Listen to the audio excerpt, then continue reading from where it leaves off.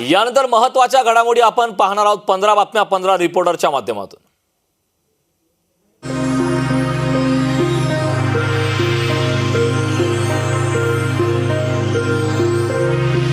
मुख्यमंत्री एकनाथ शिंदे आणि मुख्यमंत्री देवेंद्र फडणवीस ही दोघंही आज मंत्रिमंडळाची बैठक संपतात दिल्लीसाठी रवाना झालेले आहेत। येत्या लोकसभा निवडणुकींच्या पार्श्वभूमीवर हा दिल्ली दौरा महत्त्वाचा असल्याचं सूत्रांकडून कळतंय।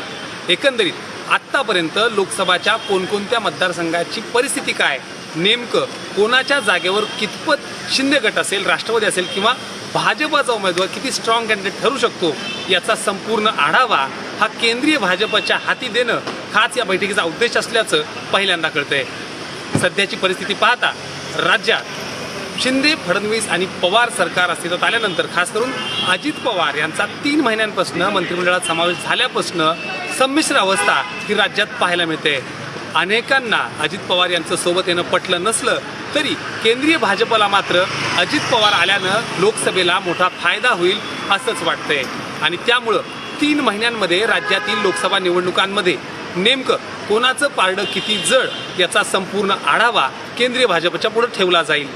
या संपूर्ण पार्श्वभूमीवर अजित पवार नाराज असल्याची चर्चा, याचबरोबर आज मंत्रिमंडळात बैठकीला अजित पवार मारलेली दांडी आणि याचबरोबर मुख्यमंत्र्यांकडे गणपतीपासून ते आत्तापर्यंतच्या अनेक महत्त्वाच्या कार्यक्रमांमध्ये अजित पवार यांच्या दांडीसोबतच आता दिल्ली वारीमध्ये देखील अजित पवार यांची दांडी हे नक्कीच येत्या काळात चर्चेचा विषय ठरेल। त्यामुळे मुख्यमंत्री आणि उपमुख्यमंत्री देवेंद्र फडणवीस यांच्या दौऱ्यानंतर अजित पवार यामध्ये नेमकं काय भूमिका घेतात हे पाहणं देखील तितकंच महत्त्वाचं ठरणार आहे। Ramesh Raulzori, news state Maharashtra, Mumbai. दादर इथल्या महात्मा गांधी जलतरण तलावामध्ये आज पहाटे एक 2.5 फूट मगरीचं पिल्लू आढळून आल्याने खळबळ उडाली आहे। महानगरपालिकेच्या या जलतरण तलावाच्या शेजारी एक खासगी प्राणी संग्रहालय आहे आणि त्यातूनच हे पिल्लू जलतरणमध्ये आल्याची शक्यता वर्तवली जाते। या प्राणी संग्रहालयातील सर्व प्राणी ताब्यात घेतले पाहिजेत, तसेच हे अनधिकृत प्राणी संग्रहालय बंद केले पाहिजे अशी मागणी मनसेच्या वतीने करण्यात आली आहे। लहान मुलं, नागरिक सगळ्या ठिकाणी पोहायला येत असतात। एखाद्याच्या जीवाशी आल्यानंतर याला जबाबदार कोण? या जलतरण तलावाच्या बाजूला अनधिकृत खासगी प्राणी संग्रहालय आहे, ते बंद केलं पाहिजे अशी मागणी नागरिकांनी देखील केली आहे। आज पहाटे 5:30च्या सुमारास दादर इथल्या महात्मा गांधी तरण तलाव परिसरातील ऑलिम्पिक आकाराच्या जलतरण तलावात मगरीचे पिल्लू आढळून आले। या मगरीच्या पिल्लाला अखेर पकडण्यात आलं आहे आणि हे पिल्लू तरण तलावामध्ये नेमकं कुठून आलं याची चौकशी देखील करण्यात येत आहे। मात्र भविष्यामध्ये अशी घटना घडू नये याची देखील प्रतिबंधात्मक काळजी आता घेतली जाते अशी माहिती प्रशासनाकडून दिली जाते। कॅमेरामॅन कामेशसह जुई जाधव, न्यूज स्टेट महाराष्ट्र। मोहोळ तालुक्यातील तहसील कार्यालयावर धनगर समाजाच्या वतीनं जन आक्रोश मोर्चा काढण्यात आलेला आहे। राज्यघटनेतील धनगर समाजासाठी दिलेल्या एसटी आरक्षणाच्या अंमलबजावणीसाठी धनगर बांधवाच्या वतीनं जन आक्रोश मोर्चा काढण्यात आला। आदिवासींना घाबरून धनगर समाजाचा हक्क डावलणाऱ्या या झोपलेल्या सरकारला जागे करण्यासाठी मोहोळमध्ये जन आक्रोश मोर्चाचे आंदोलन करण्यात आले। यावेळी मोहोळ तालुक्यात धनगर समाज मोठ्या प्रमाणात रस्त्यावर उतरून जन आक्रोश मोर्चात सहभागी झाल्याचं पाहावयास मिळालं। यावेळी छत्रपती शिवाजी महाराजांना अभिवादन करून जन आक्रोश मोर्चा मोहोळ नगर परिषदेकडे मार्गस्थ झाला। धनगरी ढोल, पिवळ्या टोप्या, पिवळे झेंडे, गळ्यातील पिवळे उपरणे याने सर्वांचे लक्ष वेधले होते। आरक्षण आमच्या हक्काचं, नाही कुणाच्या बापाचं। धनगर समाजाला एसटीमधून आरक्षण मिळालंच पाहिजे। जय अहिल्या, जय धनगर या घोषणांनी जन आक्रोश मोर्चाचं वातावरण ढवळून निघाल्याचं पाहावयास मिळतंय। कोणताही अनुचित प्रकार घडू नये यासाठी मोठा पोलीस बंदोबस्त तैनात करण्यात आला होता। न्यूज स्टेट महाराष्ट्रासाठी विशाल भांगे, सोलापूर। बारामती लोकसभा संघाच्या खासदार तथा राष्ट्रवादी काँग्रेसच्या कार्याध्यक्षा सुप्रिया सुळे या विदर्भ दौऱ्यावर आहेत। अमरावतीत असताना त्यांनी आज नांदेडच्या घटनेवरून सरकारवर जोरदार टीका केली आहे। औषधांचा गोंधळ हा हापकींनी घातला नाही तर सरकारने घातला आहे। ही महाराष्ट्र सरकारची चुकी आहे। राज्यातील 3 इंजिनचं सरकार, शिंदे सरकार हे खुनी सरकार आहे। साम दाम दंड भेद काही करा पण निवडणुका जिंका ही भाजपची नीती आहे, असा घाणाघात सुप्रिया सुळे यांनी सरकारवर केलाय। ज्या आईनं आपलं मूल गमावलं आहे त्या आईला सरकारने विचारावं तिचं दुःख काय आहे. संबंधित मंत्र्याचा राजीनामा मुख्यमंत्र्यांनी घेतला पाहिजे. महाराष्ट्र सरकारवर गुन्हा दाखल झाला पाहिजे. हा बळी नसून खून आहे असंही सुप्रिया सुळे म्हणाल्यात.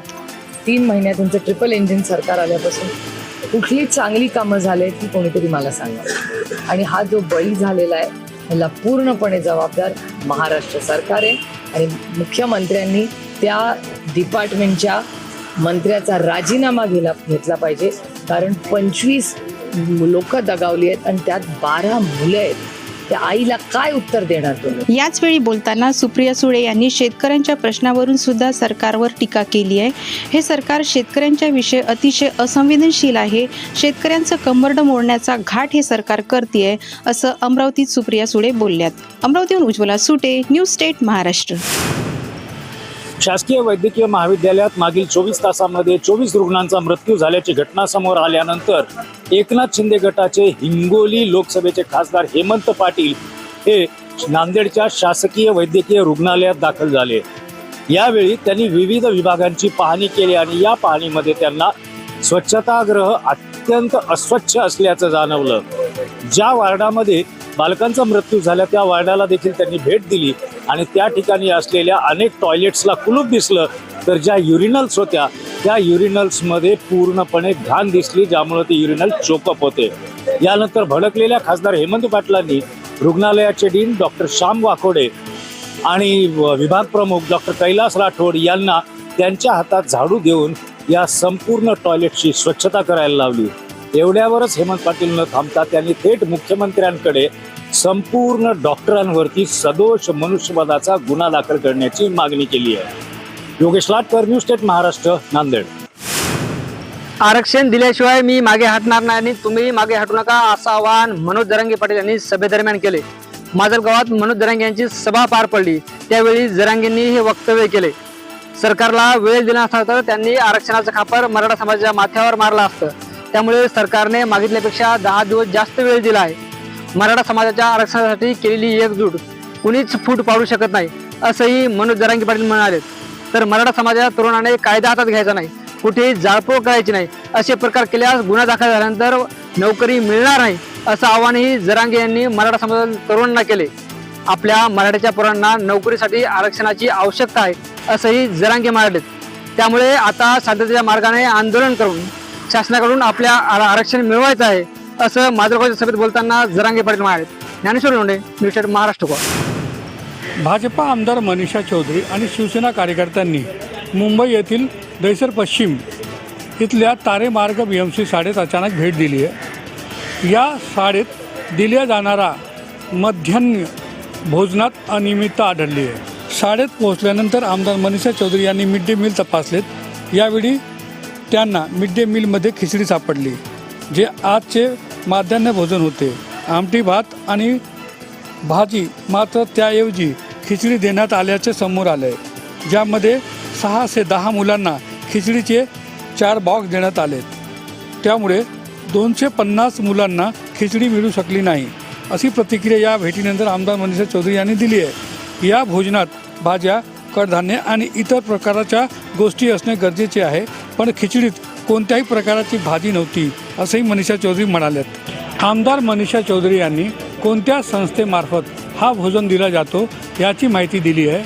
याचा परवाना रद्द करून कायदेशीर कारवाई करण्यात यावी अशी मागणी दहिसर मतदारसंघाचा आमदार मनीषा चौधरी यांनी केली आहे. कॅमेरामॅन महेश गीतेसह अमजद खान, न्यूज स्टेट महाराष्ट्र, गोवा. मागील हंगामातील थकीत 400 रुपये दिल्याशिवाय राज्यातील एकही साखर कारखान्याचे धोरण भेटू देणार नाही असा गर्भित इशारा स्वाभिमानी शेतकरी संघटनेचे अध्यक्ष राजू शेट्टी यांनी दिला आहे. केंद्र सरकारने साखर निर्यातीवरची बंदी मागे घ्यावी अशी मागणी यावेळी शेट्टी यांनी केली आहे. राजू शेट्टी यांच्या उपस्थितीत आज पंढरपूर येथे सोलापूर जिल्ह्यातील स्वाभिमानी शेतकरी संघटनेच्या पदाधिकाऱ्यांची बैठक पार पडली. यावेळी शेट्टींनी हा इशारा दिला. साखर विक्री किमतीपेक्षा साखर कारखान्यांना प्रति क्विंटल 500 रुपये अधिक मिळाले आहे. शिवाय इथेनॉल खरेदी दरात चांगली वाढ झाली आहे.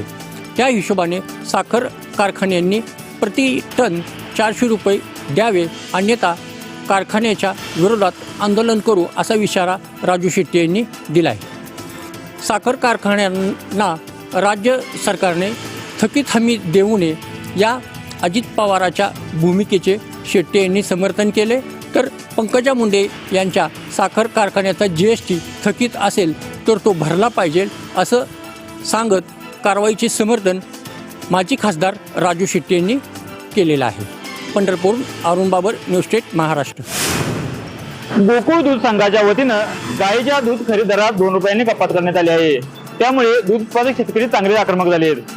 गायीच्या दुधाला दरवाढी मिळालीच पाहिजे या मागणीसाठी आज करवीर पंचायत समितीचे माजी सभापती राजेंद्र सूर्यवंशी यांच्या नेतृत्वाखाली गोकुळ दूध संघाच्या तारावा पार्क कार्यालयावर मोर्चा काढण्यात आला. 2 दिवसापूर्वीच गोकुळ दूध संघाच्या वतीनं म्हैस दूध दरात 2 रुपयांनी वाढ केल्यानं शेतकरी आनंदित झाले आहेत. मात्र गाय दूध खरेदी दरात यापूर्वी 2 रुपयांनी आणि आता पुन्हा 2 रुपयांनी कपात केल्यानं शेतकरी आर्थिक संकटात सापडला आहे. महिन्याभरात 4 रुपयांनी गायीच्या दुधाची दर कमी झाल्यानं दूध उत्पादकांनी आज गोकुळ कार्यालयावर मोर्चा काढला. यावेळी दूध दरवाढ झालीच पाहिजे अशा घोषणा देत शेतकऱ्यांनी जोरदार निदर्शने केली. दरम्यान गोकुळने परत्या काळात म्हणजे कोरोना काळात शेतकऱ्यांना तारले, त्यामुळे गोकुळ वाचलाच पाहिजे. त्यामुळे गोकुळ दूध संघाने गायीच्या दुधाची दरवाढ करावी अशी मागणी शेतकऱ्यांनी केली. दरम्यान राज्यात सर्व दूध संघाची गायीची दूध खरेदी दर कमी झाले आहेत. मात्र इतर संघाच्या तुलनेत गोकुळ दूध संघाकडून गायीच्या दुधाला चांगला दर दिला जातो. गोकुळ दूध संघापुढे अनेक अडचणी आहेत. त्यामुळे संचालक मंडळाची बैठक घेऊन यावर योग्य तोडगा काढू असं आश्वासन देत चेअरमन अरुण गोगळे यांनी आंदोलकांची समजूत काढण्याचा प्रयत्न केला. Shrikant Patil, news eight Maharashtra, Kolhapur. राजधानी दिल्लीत पुन्हा एकदा भूकंपाचे हादरे जाणवलेत.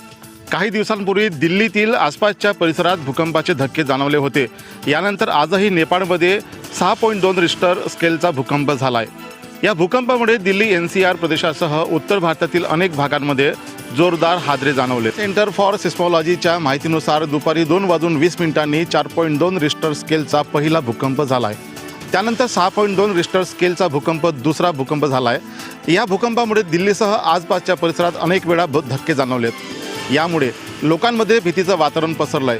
उत्तर भारतातील विविध भागात भूकंपाचे जोरदार धक्के जाणवल्यानंतर उत्तराखंडच्या देहरादून येथील लोक इमारतीमधून बाहेर आल्याचं पाहायला मिळालंय. यावेळी लोकांमध्ये भीतीचं वातावरण होतं. दिल्ली NCRच्या भागात भूकंपाचे झटके जाणवल्याने परिसरातल्या ऑफिसमधले नागरिक ऑफिसच्या खाली गर्दी करताना पाहायला मिळालेत. Nilesh बंगाले, news state Maharashtra, Wardha. राष्ट्रवादी काँग्रेसने जिल्हाधिकारी कार्यालयावर मोर्चा काढून केळी पीक विम्याची रक्कम तात्काळ शेतकऱ्यांना देण्याची मागणी केली आहे. मागणी संदर्भात राष्ट्रवादी काँग्रेसच्या वतीनं जिल्हाधिकाऱ्यांना निवेदन देखील देण्यात आलं आहे. जळगाव जिल्ह्यात मागील वर्षाची केळी पीक विम्याची रक्कम अद्यापही शेतकऱ्यांना मिळाली नसल्यानं केळी उत्पादक शेतकरी हवालदिल झाला आहे. यावरून राष्ट्रवादी काँग्रेस देखील आक्रमक झाली आहे. राष्ट्रवादी काँग्रेसच्या वतीनं जिल्हाधिकारी कार्यालयावर मोर्चा काढून राज्य सरकारचा तीव्र निषेध व्यक्त करण्यात आला आहे. केळी पीक विम्याची रक्कम मिळावी यासाठी वारंवार शेतकऱ्यांच्या वतीनं राज्य सरकारला निवेदन देण्यात आलंय. मात्र राज्य सरकार केळी उत्पादक शेतकऱ्यांच्या तोंडाला पाणी पुसण्याचं काम करत असून सरकारकडून शेतकऱ्यांची दिशाभूल केली जात असल्याचा आरोप राष्ट्रवादी काँग्रेसचे माजी मंत्री गुलाबराव देवकर यांनी केला आहे. सरकारला जागा करण्यासाठी हा मोर्चा काढण्यात आला असून केळी उत्पादक शेतकऱ्यांना तात्काळ पीक विम्याची रक्कम न मिळाल्यास राष्ट्रवादी काँग्रेसच्या वतीनं तीव्र स्वरूपाचं आंदोलन छेडण्याचा इशाराही माजी मंत्री गुलाबराव देवकर यांनी दिला आहे. जळगावहून अभिजित पाटील, न्यूज स्टेट महाराष्ट्र, जळगाव. शाळेचा गणवेश घालत सातारा जिल्हाधिकारी कार्यालयावर RPIच्या वतीने एक अनोखं आंदोलन करण्यात आलं. यावेळी मुख्यमंत्री एकनाथजी शिंदे आणि त्याचबरोबर उपमुख्यमंत्री देवेंद्र फडणवीस, उपमुख्यमंत्री अजित पवार यांच्या निषेधार्थ एक कविता देखील सादर करण्यात आली आहे.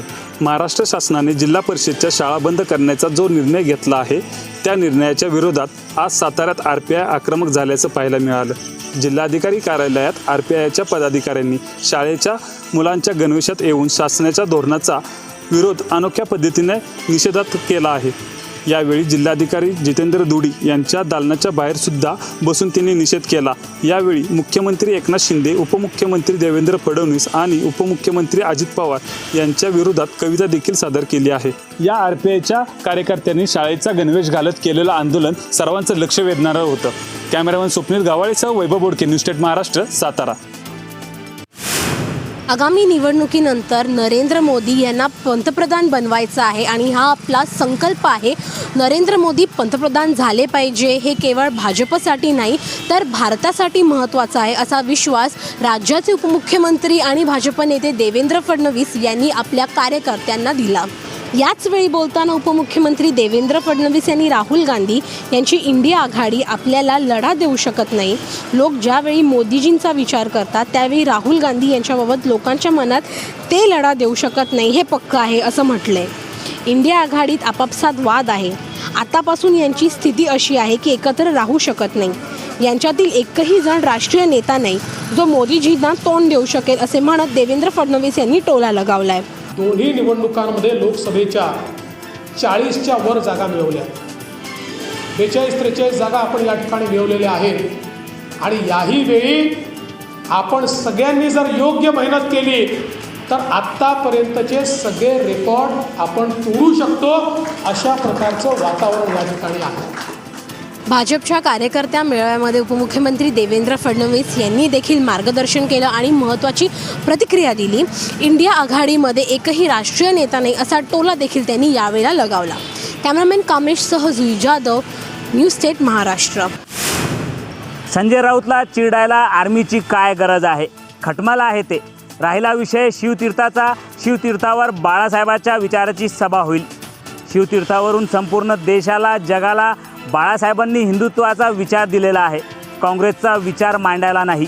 आणि उद्धव ठाकरे आजकाल काँग्रेसची मांडवणी करताय, त्यामुळे त्यांचे विचार शिवतीर्थावर शोभत नाही आणि म्हणून तिथे विचार बाळासाहेबांचेच मांडले जातील अशी टीका संजय गायकवाड यांनी संजय राऊत यांच्यावर केली आहे.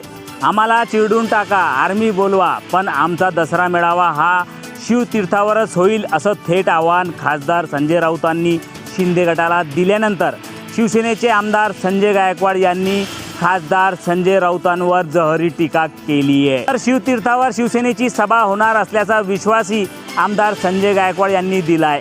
त्यामुळे आता जवळ येत असलेल्या दसरा मेळाव्याच्या सभेचा मुद्दा पेटण्याची शक्यता आहे. Wasim Shaikh, news state Maharashtra, Buldhana. खामगाव शहरातील घंटागाडीद्वारे कचरा संकलन करणाऱ्या कामगारांनी काम बंद आंदोलन सुरू केलंय. किमान वेतन मिळावे यासह विविध मागण्यांसाठी हे आंदोलन करण्यात येत आहे. वारंवार काम बंद आंदोलन करूनही या कामगारांच्या समस्याकडे नगरपालिका प्रशासनाकडून सातत्यानं दुर्लक्ष केलं जात आहे. त्यामुळे या कामगारांनी काम बंद आंदोलनाचं हत्यार उपसलंय. खामगाव शहरातील कचरा संकलित केल्यानंतरही कंत्राटदाराकडून किमान वेतन दरानुसार पगार दिला जात नाही. वेळेवरही पगार दिला जात नाही, त्याचबरोबर पगाराची स्लिपही दिल्या जात नाही असा आरोप या घंटागाडी कामगारांकडून केला जातोय. सर्व कर्मचाऱ्यांनी आपल्या घंटागाड्या नगर परिषद कार्यालयासमोर उभ्या करून काम बंद आंदोलनाला सुरुवात केली आहे. जोपर्यंत केलेल्या मागण्या पूर्ण होत नाहीत तोपर्यंत हे आंदोलन असंच सुरू ठेवण्याचा इशाराही यावेळी या कामगारांकडून देण्यात आलाय. कचरा संकलन करणाऱ्या कामगारांसाठी केंद्र सरकार पुरस्कृत योजनेची नगर परिषदेमध्ये अंमलबजावणी करावी. सफाई कर्मचारी आणि वाहन चालक यांचे किमान वेतनाप्रमाणे पगार द्यावे अशी ही मागणी यावेळी लावून धरण्यात आली आहे. सर्व कामगारांना व्यक्तिगत संरक्षण किट देण्यात यावेत, नादुरुस्त गाड्या दुरुस्त करण्यात यावेत, याही मागण्या यावेळी रेटून धरण्यात आल्यात. जोपर्यंत या कामगारांच्या मागण्या पूर्ण होणार नाही तोपर्यंत आता खामगाव शहरातील कचरा वेचण्याचे काम हे कामगार करणार नसल्याचं या ठिकाणी सांगण्यात येत आहे. त्यामुळे आता खामगावची आरोग्य यंत्रणा ज्यांच्या भरोश्यावर आहे तेच कामगार आता संपावर गेल्यामुळे मोठ्या अडचणींचा सामना खामगावकरांना करावा लागू शकतो. Praful Khandare, news state Maharashtra, Buldhana.